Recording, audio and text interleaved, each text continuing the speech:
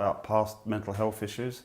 It was very much just walking along, almost, talking to someone, and before you knew it, you could be very open with them, and they were too, because the ones that I spoke to had issues.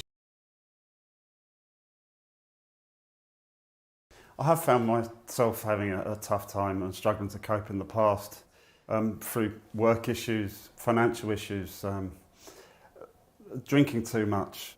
I did at times feel incredibly lonely, which didn't help. This led to one day about 8-9 years ago, waking up on a Sunday, and I just had enough. I thought, that's it, I can't take anymore. If you're thinking about seeking help, the sooner you can do it, the better. You can never do it too soon. After having face-to-face contact with Samaritans, it was quite a relief for me to have spoken to someone about past mental health issues. It was very much just walking along, almost, talking to someone, and before you knew it, you could be very open with them, and they were too, because the ones that I spoke to had issues in their past too, which had caused them to turn to Samaritans. Talking, although it can be difficult, it does help. I think I'm on top of how my mental health is now. I've got the tools to work with if I do struggle, and I know that it's good to talk to people, and I'm much more free and open to talk to people, and I know who to go to now. Don't be afraid to talk or seek help.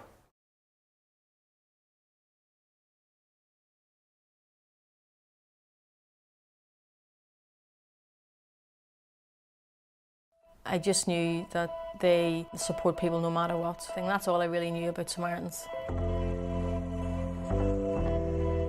I think we should all be Samaritans. I've always brought the children up to know that they're okay, so mum's going out to take care of people that need a little bit of help. Anyone can call with anything. You're never ever judged.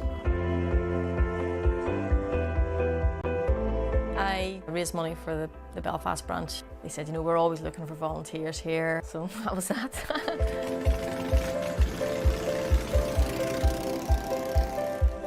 They don't give advice, they don't tell you what to do. For me, that's one of the biggest reasons that Samaritans works. Sometimes people can go weeks without speaking to someone. We're sociable creatures, we're not meant to be alone. I'd tried to take my own life a couple of times previous. I rang the Samaritans, I felt safe pretty much instantly. I felt that trust. I was glad at the time when I had someone to talk to. Not everyone sleeps at night. It can be a really lonely time. So where do people go? What do people do? Who do people talk to? I think it's important that they're there 24/7. At night is when your mind can take you to places that you didn't need to go. Through my own struggles, I kind of appreciated the value of talking. It's all about that connection. People need people. What drives us is our emotions and feelings. The second that you put the phone down, another call comes in. It's really a privilege to be able to be part of this network. It is powerful, there's no two ways about it. The donations that people give are incredibly important to keep the centres running. We do a lot of outreach, whether that's going to schools or prisons.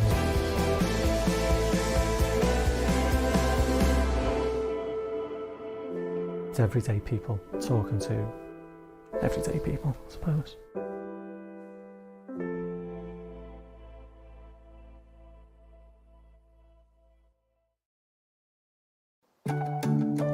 Hi, I'm Simon. I'm a volunteer listener with Samaritans.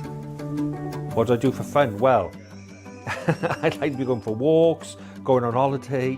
I've got the dogs, as you can hear in the background. I apologise for that. I'm a nurse and I've been a foster father as well. I've also got chickens, but they've been a godsend during lockdown. And sometimes the only things you can get any sense out of are my hens, so I will stand out and chat to my hens in my pyjamas. Oh my goodness. What made me join the Samaritans was I was aware of difficulties people have with mental health, especially in this country. You tend to close down and not talk about things. I come from a job as a nurse where you're very kind of solutions focused, where you think, I want to fix everything. Well, you can't do that as a Samaritan. It's just about listening and getting the person to talk, which is great. I have found it to be quite an inclusive experience. I'm a middle-aged gay man. I've been through quite a bit. I've got quite an individual kind of aesthetic, if you like. You have to have lived a life to understand a little bit of what that person is going through. I mean, on a purely selfish note, I've met people that I wouldn't normally meet, and I've developed great relationships, great friendships. I do feel a full member of the branch and I enjoy volunteering. The hardest part of being a Samaritan is not knowing what happens when that call is over. You get a 20-minute, half hour, maybe an hour's glimpse into someone else's life. You don't know what's happening after that. I absolutely feel supported. There's a shift leader purely to support the volunteers. But I feel that I am in what are very difficult times worldwide, and I'm contributing somewhat and easing a bit of pressure, which is great.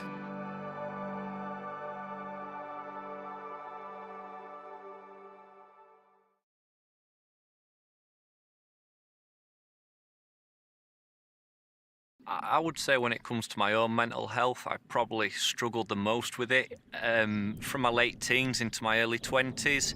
Often as a younger worker in agriculture, you're expected to work very long hours. You're at the beck and call of somebody else, which makes holding down a work-life balance, starting relationships, maintaining friendships really quite difficult.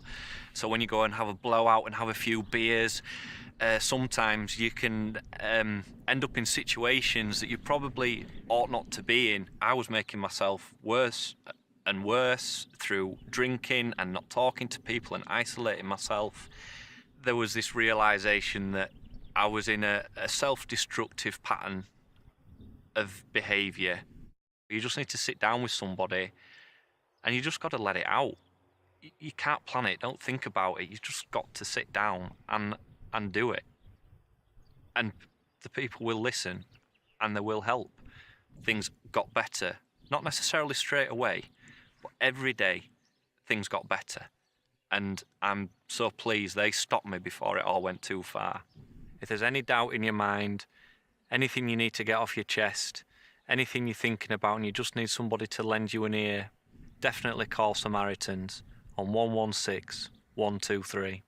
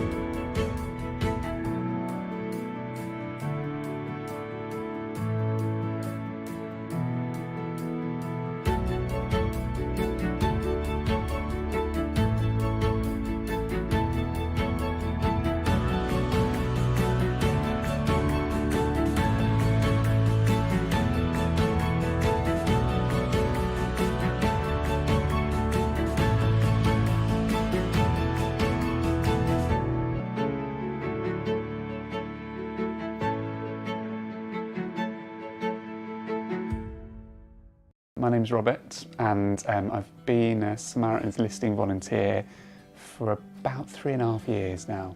A while ago I'd used the service myself, so I rang the Samaritans and just sort of found it to be just amazingly helpful and supportive. You've been able to be there for someone even though you've not necessarily solved their problems, that you know at the end of the call perhaps the things they're experiencing they will still be experiencing. But for however long that call lasts, that person has been kind of metaphorically held, I think, by us and by the Samaritans. It's, yeah, a really rewarding thing.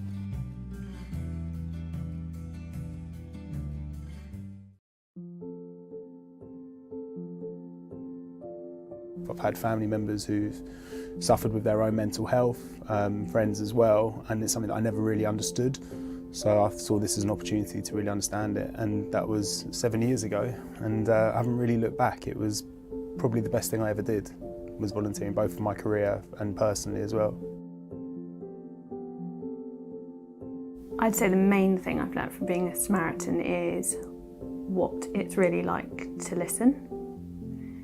So I think it's quite easy to go through life and day to day thinking you're really listening when someone's speaking to you, but often you're thinking about what to say next or what do they mean in what they're saying, rather than staying in the moment and being present and just hearing the words. I've become a much better listener. I'm a lot more comfortable with silences now, because I think before I used to kind of have this need to fill them, but now actually, especially with the experiences I've had with Samaritans, that space is actually a really important time for people to reflect and think about what they've been talking about. One of the toughest parts of being a Samaritan was actually getting through the training, when it opened my eyes to that, and I learned a lot about myself in that time. Not all of it nice, some of it great, not all of it nice, but I'm a big believer that that's how you grow as a person, that's how you move forward. So it opened my eyes to what mental wellness was and my own mental well-being, and gave me much more of an awareness of what I'm feeling and why I'm feeling it, which is something I really needed, unbeknownst to me at the time. I get a lot from volunteering because it gives me a lot of perspective, and it helps you to kind of slow down and look at the world in different ways. And also I get a chance just to volunteer and work with, you know, a broad variety of people that I wouldn't necessarily know or work with on a day-to-day basis. It's really nice to hear someone say, you know, I feel I can go on today, or thank you so much, that's really helped. People often say, it's, you know, how do you do it? It's a really selfless thing to do, and it's absolutely not. It's not a selfless thing at all, because I get so much from it in terms of my learning. And there are times we have really tough conversations, and there are times where emotionally it's really tough. But there's also a massive support network across my branch, across Samaritans as a whole, that means you can deal with it and talk about it.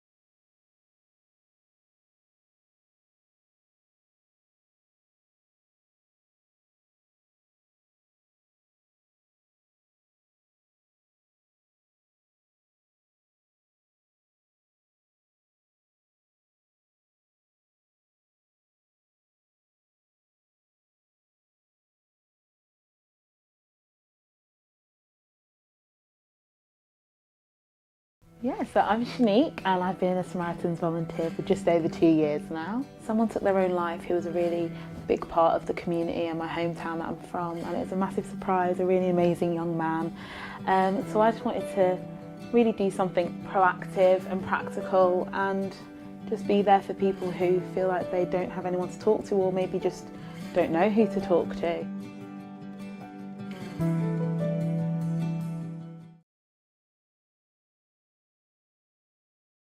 I think living in the rural community, there is isolation.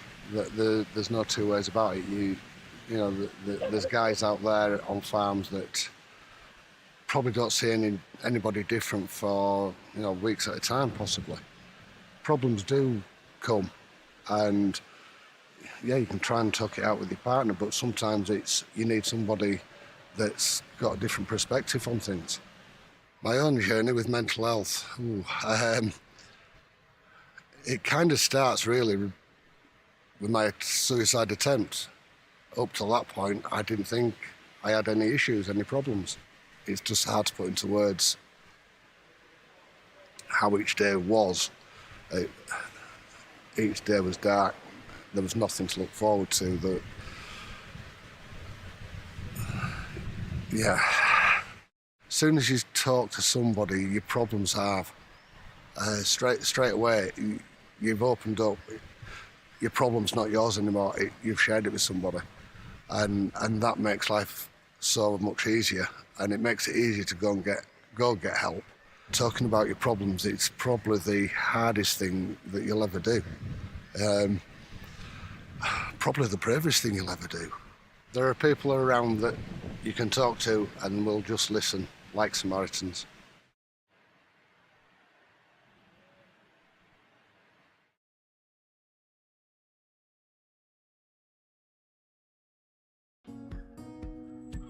I've used Samaritans myself many, many years ago.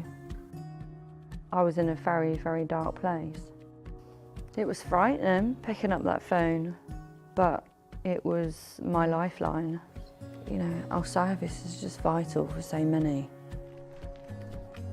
I think people think that you just have to plod on in life, but you don't. You don't have to sit there in silence, and it's okay to not be okay.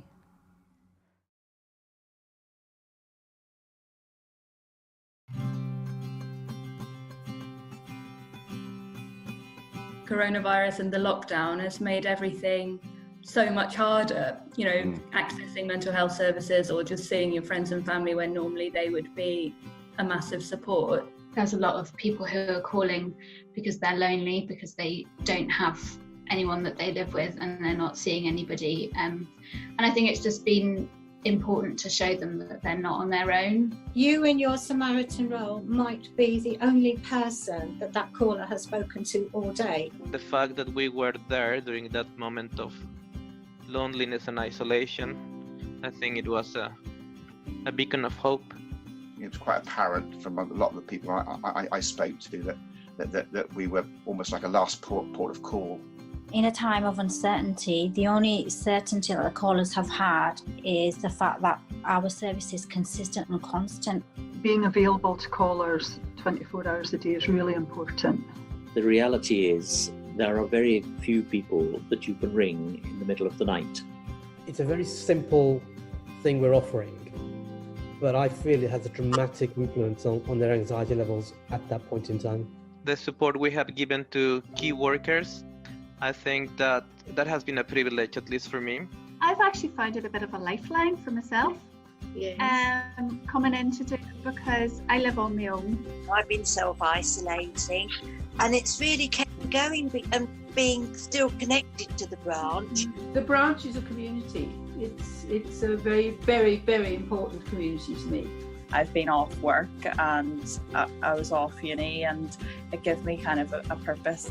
All of these branches are connected and speaking to each other to ensure that between us this service is available. We're all strangers, but we all share this one wonderful thing. I guess anyone can be a bit of a Samaritan in their own life. You can listen without judgment, you can really ask how someone's feeling, and you don't have to be an expert to do that. You just have to be a listening ear.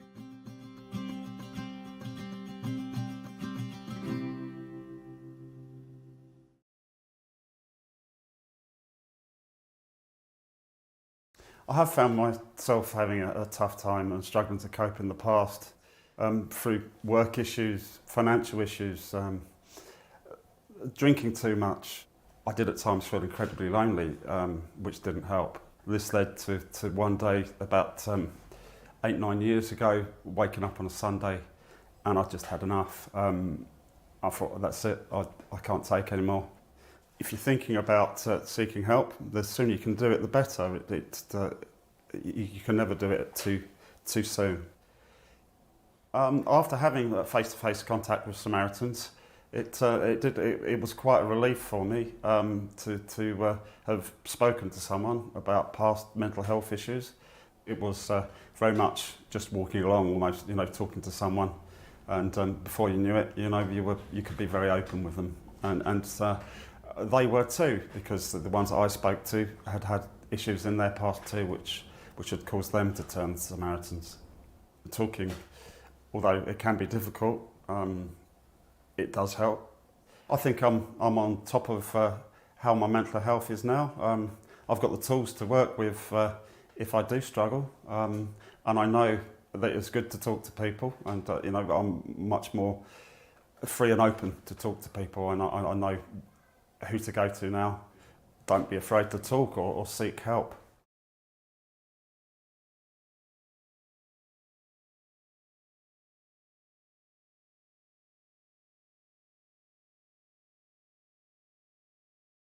I believe we are live. Can anyone of you guys hear us in the chat? Yeah, we can see you. We can see you. Nice. All right. Cool. Yeah, we're live after 20 minutes about Samaritans videos, volunteers, etc. I think. Well, yeah. After that, probably everyone knows now about Samaritans, what they're doing, which people might need Samaritans. And it's mostly about mental awareness. Something many people struggle with, especially men. Yes, it's quite a masculine thing to not talk about any feelings or even cry about. And sometimes it gets real close. And it's not always nice to see, and that's why Adam brought up the idea for the charity event after your friend Chris passed away, sadly. Yeah, he did. That's correct. Yeah. I mean, would you like me just to run through what my thoughts? Yeah. I mean, as I joined this community about sort of 3 or 4 months ago, 5 months ago. Great community, and I had some sad news. Just a friend of mine, middle-aged guy, 40 years old, just decided he found himself in a place in life where he couldn't do anything other than take his own life. And it was a golf partner of mine that I played with multiple times a week, and just no one saw it coming. It was a complete bolt from the blue. There was very little signs or tells, and it hit home because personally I'd had a bit of a mental breakdown a few years ago, which led me to feeling sort of semi-suicidal myself. And one of the guys on the server reached out to me. I explained to a few people I was going through a bit of a rough time. One of the guys, Adam, he reached out to us and said, why don't we do a charity event which would coincided with the end of the season, and we can try and raise a bit of money for a good cause.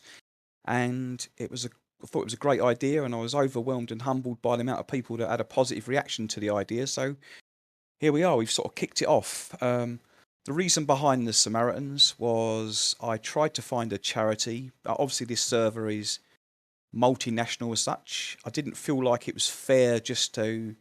there was a UK charity called Mind that deals specifically with mental health and mental health awareness. I didn't think that was fair to just ask people from all over Europe to donate to a UK charity. So I come up with the idea of Samaritans. So obviously has a close link with mental health and illnesses for not just men, but for everybody. But the thing for me personally was that it was middle-aged men, and actually middle-aged men from 25 to 50 are the highest risk of category for suicide events amongst anybody. So, and being this server is mainly men and a wide mixture, I thought it would be a good idea to try and raise some awareness about it. So Samaritans it is, and here we are. Yeah, that was a beautiful story. Thank you. And yeah, well, it's the gazing awareness, but it's also about the gazing tonight. You came up with some kind of elimination race. Well, you have talked about it in multiple chats, and I don't know if you can explain it once again in a few sentences. So various people come up different. We want to do something completely different. It was the end of the season. We wanted to do something that marked the end of the season or the start of the new season. And we wanted it to be fun. We wanted it to be fair. We wanted it to be inclusive. The idea was that you didn't have to donate to participate, but if you did, there would be a twist. Obviously, we've got a live draw later this evening for some fantastic prizes that we've got. Really overwhelmed by the amount of people that have bought tickets for the actual draw on that tonight. But actually, the racing, people come forward with different suggestions, and we was trying to come up with a format that would be completely unique to it, just generally racing, really. Everybody likes racing, but we just wanted to try and have some fun. So I come up with an idea of having 4 captains. We've got plenty of fast, good racers that are good guys in the league, but we come up with 4 captains. We've got Nathan, we've got Crimmy, we've got Jesse, and we've got, oh God, the 4th captain's just gone from my head. 6'10", sorry. it is, My captain. God, he's never going to let me forget that's Yeah, my captain. your captain as well, yeah. Yeah. God, dear, oh dear. And so we come up with the 4 captains, and we've split up the anybody that was fancied participating into teams. We had a fun evening a few weeks ago where captains went through and sort of like a draft, pick their teammates, and so that's how we come up with the format of the teams. And then the actual format of the racing tonight is going to take place in two different mini series, let's say. But first one is like an elimination race. I think might have been Adam and Dom that may have suggested that as an idea, and I worked with it. It was actually harder to put together than it sounds. Because it's trying to make sure everybody had a bit of fairness and a bit of racing, and that the slow racers didn't go out every sort of lap first. And well, I think discussing it with Nathan and a few of the other guys, we've come up with a format where there's going to be 12 people on the grid. There's for 4 teams, 3 members in each team. The idea will be and it's in realistic cars. So the captains have gone through the teams. They had a pick of cars and a pick of players, and they got to pick what driver they wanted in what cars. So there was an element of strategy behind it. And the idea being is that everybody races from lights out for 2 laps. The last 2 cars that cross the line are eliminated, and then we continue to eliminate 2 cars every lap until we've got 2 guys left that will race to the finish. So it's not just going to be the quick guys, because we're going to have a realistic grid to start. So the fastest cars will obviously be at the front and the slowest cars at the back. So that was another variable that the captains had to pick. So I've been privy to the teams, and there's quite some surprising picks. You've got some slow drivers in some fast cars, and you've got some fast drivers in slow cars, and you've got fast drivers in fast cars. So it's a real electric match of sort of mixed abilities, but in different cars. So it could just be total carnage. It's more likely to be total carnage, but it'd be fun. Yeah, I mean, the idea about using the realistic cars is quite fantastic, since we have a pretty big scale gap in the server from last places. And actually, that took some doing to come up with a format that would be a bit more inclusive. You know, it's not. There are people out there I know in racing tonight that will want to win if they just can't help themselves. But for the rest of us, it's going to be a matter of just having some fun. Yeah, yeah. So there's going to be some dented egos tonight, I'm sure, when they're in rubbish cars or whatever. But no, it'd be fun. It's going to be good fun. Yeah, it's going to be good fun. It's all about fun, having fun tonight. And, 100%. 100%. Yeah. And hopefully it'd be quite fun, I think, if we had some. If we had some just unusual results, the sort of results we don't normally get. And then as an added bonus, so there's 6 races tonight. Every driver, including the captains, will all race in 3 of those races.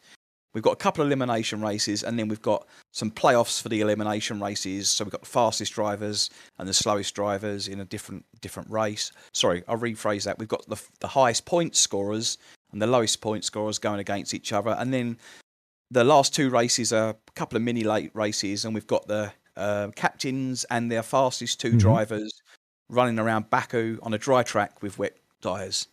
So we'll get to watch them make a fool of themselves for a change. So because I've seen the practice, and that is going to be carnage. So yeah, I saw Nathan having a practice, and he could barely keep it on the track. So it's going to be fun to watch. Nice, yeah, it's starting all around. And will damage be on for? No. We have been too sick tonight. There is no damage at all tonight. Damage is off, so everybody can at least get a lap in each. Yeah, that's the plan anyway. So yeah, be very good. The rules will be on, of course, strict rules, especially around Baku. If you touch the wall, it's okay, but cutting the corners, because you're drifting around corners. Yeah, it's a good point, Michael. Cutting corners. What we've done is we have allowed.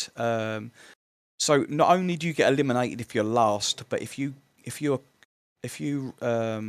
6 seconds over the race, you're eliminated. So it's stopping, because I think Nathan had some great idea about cutting half the track off in Russia. He knew a shortcut, so we put pay to that by bringing up 6 seconds of penalties, and you're eliminated. So I know you're going to be closely monitoring. Yeah, we will. What's The only going to be thing we going will be on monitoring about the rules, because tickets you don't even need to make them, because we will not even look at them. Just it's a gentleman's agreement, I would say. Just be fair and have fun. Don't stab each other with front wings. Yep. So there's going to be no setups. So there's no setups. There's no safety car.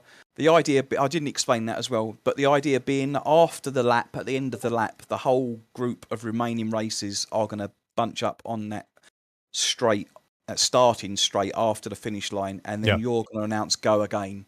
And the idea behind that was that everybody would be in with a shout on every lap. Again, if you was in third place, but you was 3 seconds behind, well, all of a sudden you're back level with the remaining ex-drivers. So that's the idea behind that, really.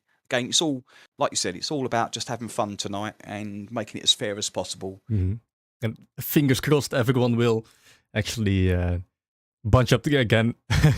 But I believe all the team captains are dealing their drivers, so it'll be okay. We've got a team radio channel per team. So we've got 4 teams. They've got some interesting names. We've got, trying to think of the names, we've got Nathan's team, which is the Apex Hunters. We've got Jesse's team, which are the Pacemakers. We've got 610, which the team that I'm in, my captain, and we're in the Break Dancers.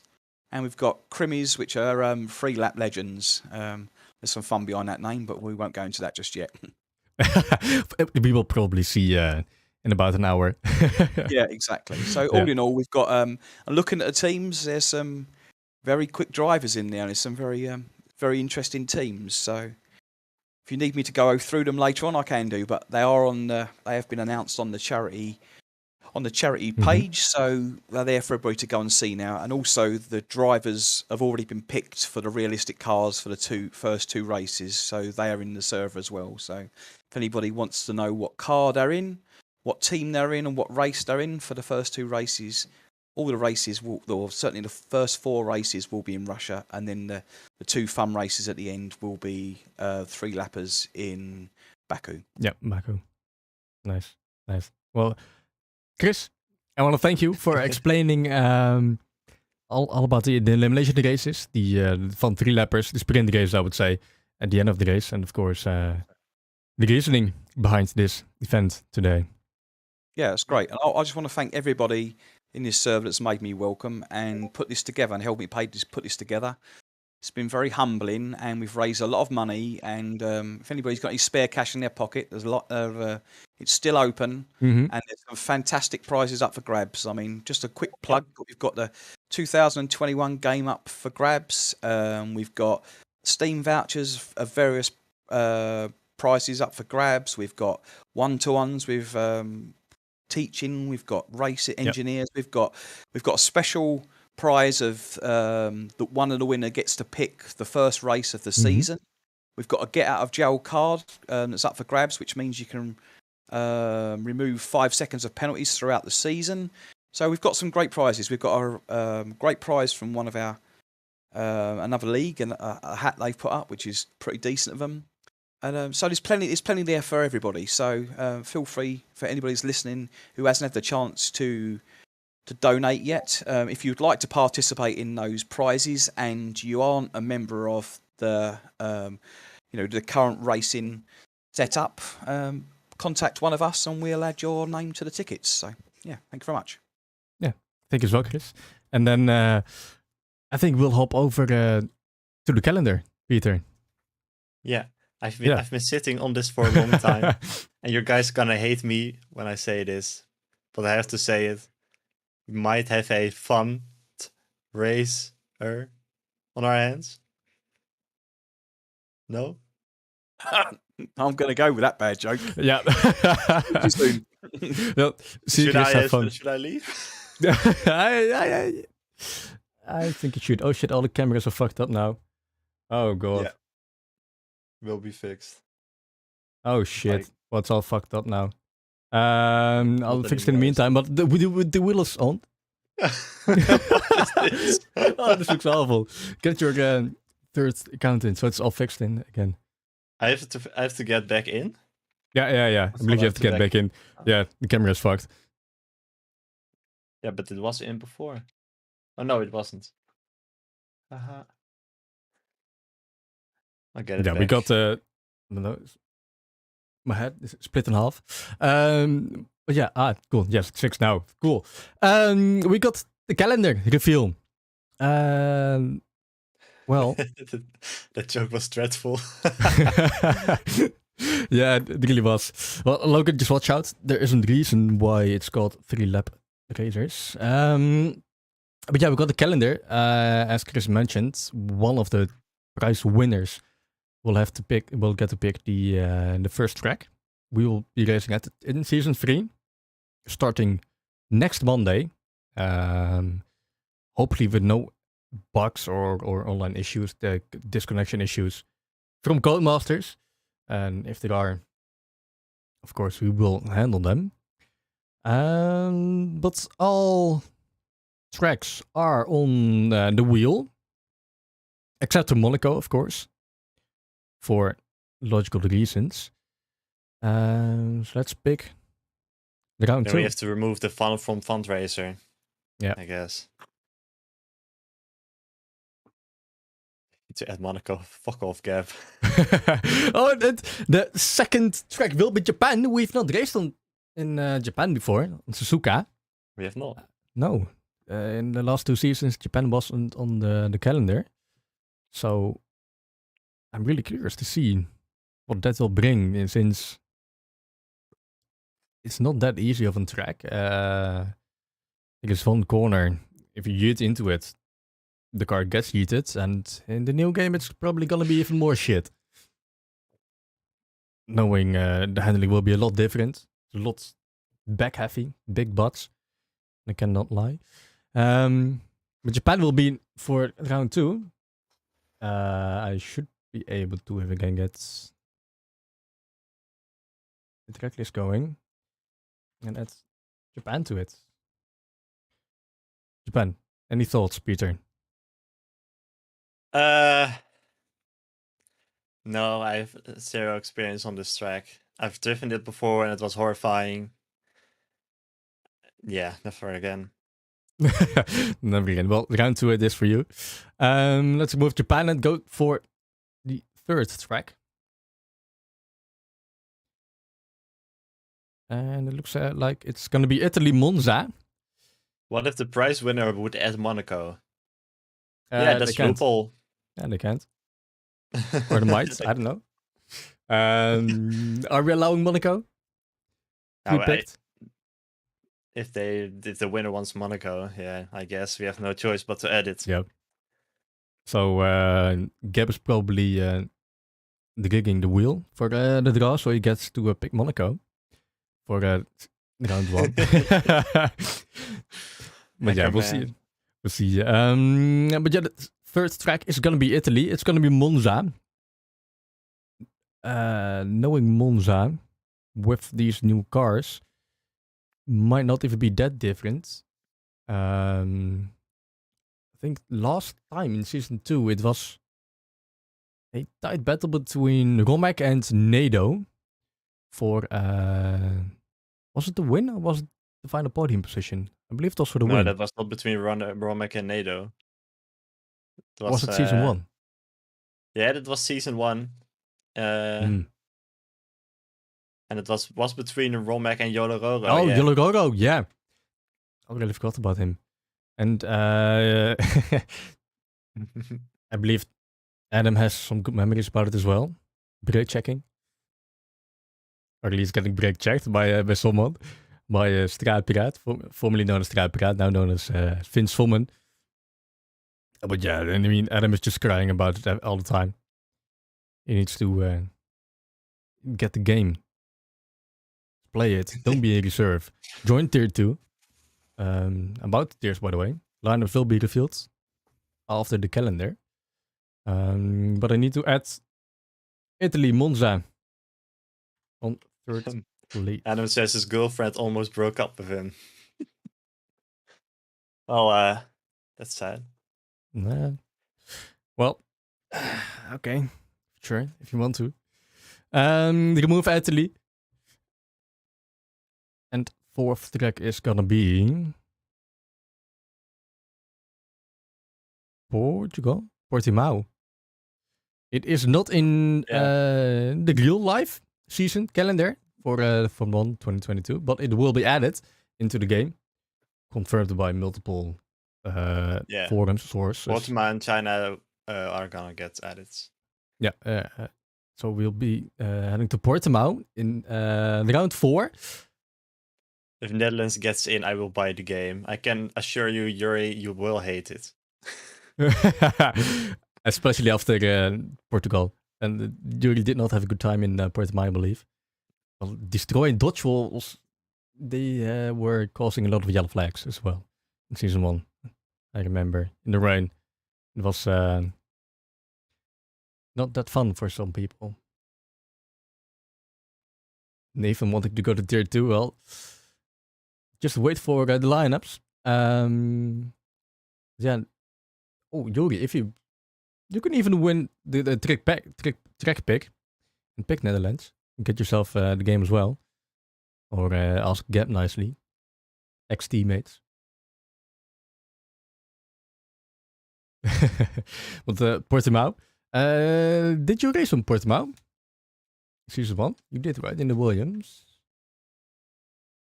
I sure did. What do you remember from Portimao?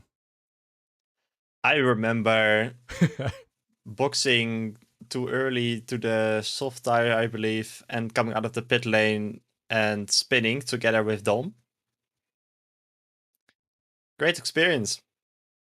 I mean, well, luckily for you, you won't be racing Dom again in, as he's probably in tier 1 and you're a bit too slow for tier 1. Right now, at least. Nathan hating this track. Creamy loves it, he says. It's gonna be interesting. If this is one of the favorite tracks of Creamy, he was the runner-up last season behind Phil. He got the back-to-back championships. So they might spice up the championship again. Portimao, Portugal, 4th track. Now for track 5. I hope it's going to be Netherlands. Not close, not close. It's going to be Austria again. We will have 3 races done in Austria. Damn. Are we going to talk about DNF hitting the pit lane again, pit wall, and Gap winning the race after removing penalties? No, we're not. It's Austria for round 5. No, Michael, no. Yeah, speak the next. That was so weird, Gap winning after. And some say it was skill. I mean, it was skill not getting any penalties. Singapore once again. And we did it in season 2. We did. Oh. It was not that bad, was it? Normally we are bashing Logan for his racing strategies, but he made He actually did decent in Singapore. I've seen, well, yeah, the qualifying at least. Pitting, or he went for the soft tires while it was intermediate conditions, but it was drying up really fast. Pitting for the soft tire, getting pole position. I don't remember where he finished. Decent 4 seconds made. For what? He means his qualifying time. Yeah, it was really quick. It was. Yeah. It was a. But where did he end in the race though? In the wall. He did end in the wall in the first couple of laps. Please, if you're watching this, highlights should be somewhere on the channel. Yeah. We need to know where Logan ended. Yeah, Singapore is going to be in track 6. What about track 7? I hope it's going to be Miami. Nope, it's not. Canada, Britain. It's going to be Britain, Silverstone. We're going to see what the cars are up to next weekend. Upcoming weekend. Oh, fucking hell. Typos. Austria. Yeah, mashup between the Styrian Grand Prix. But To Britain, me, it's just quite Silverstone. funny. Silverstone. I know someone from the Discord is gonna go to Silverstone, the Girl Life race, together with the sprint, of course. We need to do some sprint races. Yeah, I guess so. We should get a wheel going for when we are gonna do the sprint race. Improvise, adapt, and overcome. Britain. For pick 7. How much to ban a razor? Logan, 5 I'll send you my PayPal. You probably do not have enough funds, but you can send some, and we'll see what we can do. And There's track some 8. banter in the chat.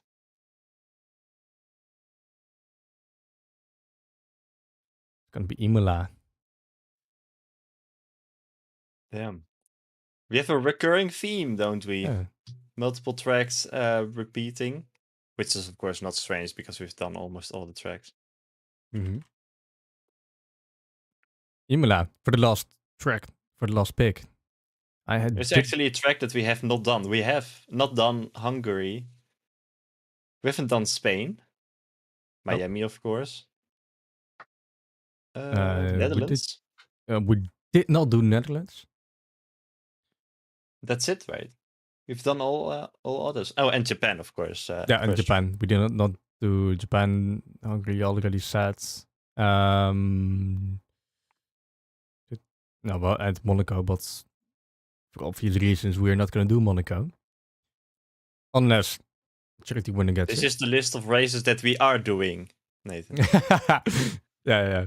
That would be fun, Nathan. Yeah. Good shot. We might do that next time. But we need to get some sprint races going. How many sprint races do we want to do? We got 8 races in total. They do 3 in the season. In the Go Live We season. can do half. One Half? we do, one we don't. I thought about maybe 2 or 3. Let's hear some opinions in the chat. Yeah, how many sprint races are we gonna do in this season? Or do we want to do? And Italy. Fuck mine. What? Portugal. Why do we only have 8 races? That's to make the seasons shorter. Yeah. Season to shorter, make more relegation seasons. easier. Yeah. And seasons fair, more fair. So that's why. Yeah. It's all about the getting the grids as soon as possible, as competitive as possible.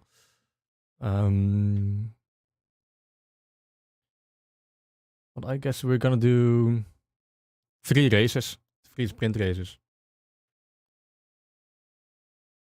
Special thanks to Logan for actually answering the question. So let's see which tracks are gonna be the sprint races. Oh wow, Singapore. Okay. Sprinting on Singapore. Yeah. I guess we'll decide it. Sprinting in Singapore. It might pan out. Taking a bit more risk in the sprint race. We'll see.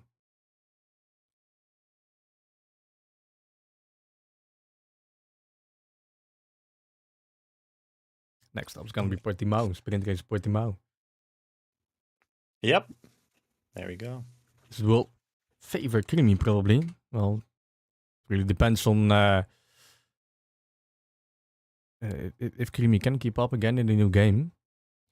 Gap sprint for track 1. We can do that. But not if it's gonna be Monaco. I mean, I'm cool with that.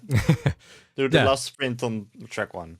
Yeah, we're gonna do sprint track 1. Looking at the calendar, it's spread out as well, so it's gonna be nice.